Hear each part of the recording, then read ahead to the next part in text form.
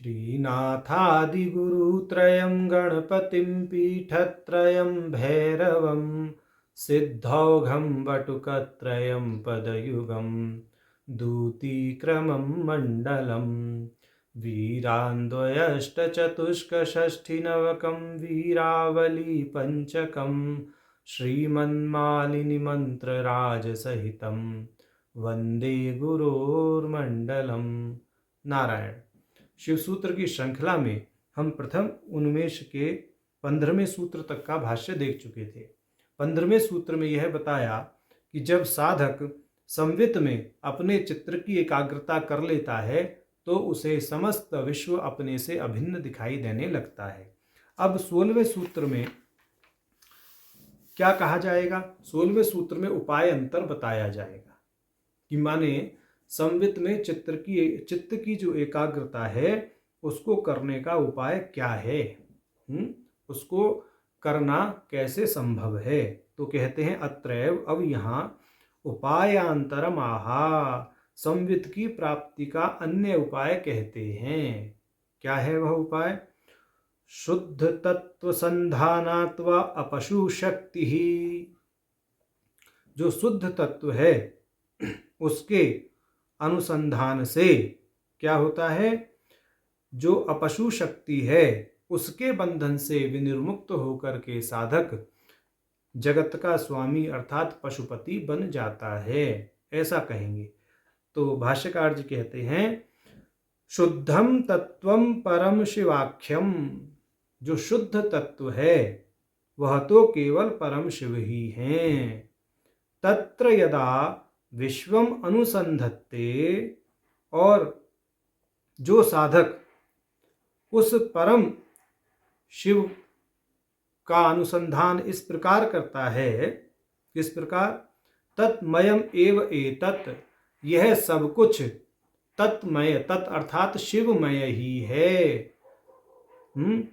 तदा अविद्यामाना पश्वाख्या बंधन शक्तिरस्य तादृगयम् सदाशिववत् विश्वस्य जगतः पतिर्भवति, तब वह पशु कहलाने वाली जो बंधन शक्ति है, वह पशु अर्थात जो पशु भाव को प्राप्त पशु शक्ति से बंधा हुआ जो साधक है, वह सदाशिव की भांति जगत का स्वामी या पशुपति बन जाता है।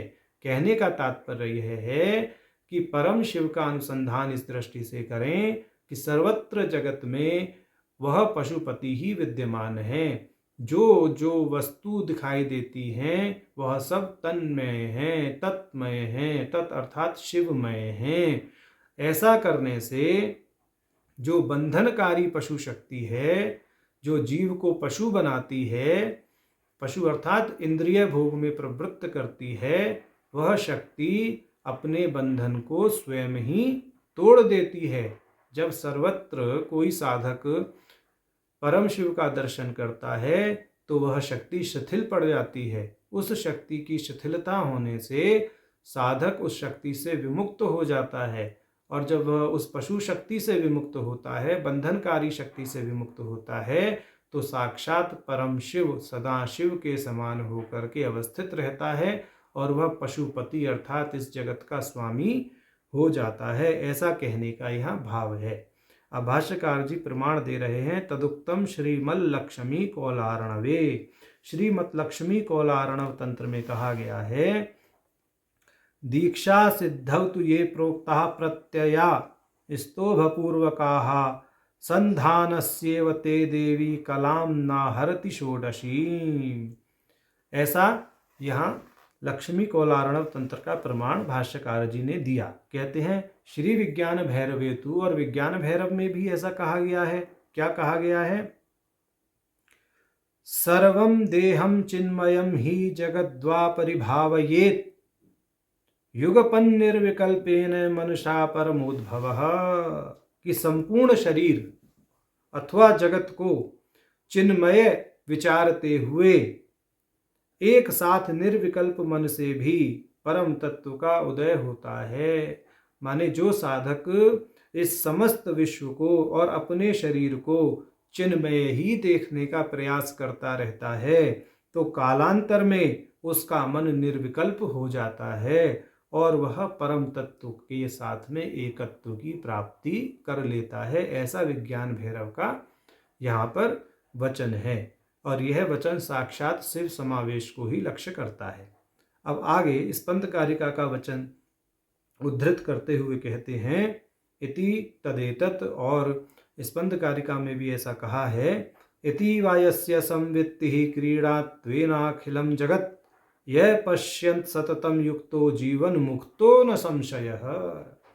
ये स्पंद कारिका 2:5 यह कहती है कि जिस योगी के संवेदन का ऐसा रूप विकास में आया हो, माने जो योगी इस जगत को शिव में देखने लगता है, जिसको शिव का ही विकास यह समस्त जगत सिद्ध हो जाता है, जो यह जान जाता है कि यह संपूर्ण विश्व और मेरा शरीर शिव से अभिन्न है, इस प्रकार का विकास जिसके संज्ञान में आया हो, वह सारे विश्व को अपनी खिलकोरी के रूप में देखता है। अर्थात वह समस्त विश्व को अपने ही उल्लास के रूप में देखता है, अपने ही विकास के रूप में देखने लगता है, अपने ही प्रसार के रूप में देखने लगता है और नित्य युक्त स्वरूप के साथ वह तन्मय हो जाता है। नित्य युक्त स्वरूप कौन है? हमारा जो नित्य युक्त स्वरूप है वह परम शिव ही है। उस परम शिव के साथ में उस साधक की तन्मयता हो जाती है और इस बात में कोई संशय नहीं है कि वही पुरुष जीवन मुक्त है। जो इस दृष्टि से समस्त विश्व को देखता है वह व्यक्ति जीवन मुक्त ही है। इति कारिकाया संग्रहितम, इस प्रकार से स्पंद कारिका के अंदर भी ऐसा ही बताया गया है। तो आज हमने प्रथम उन्मेष के 16वें सूत्र का भाष्य देखा। नारायण।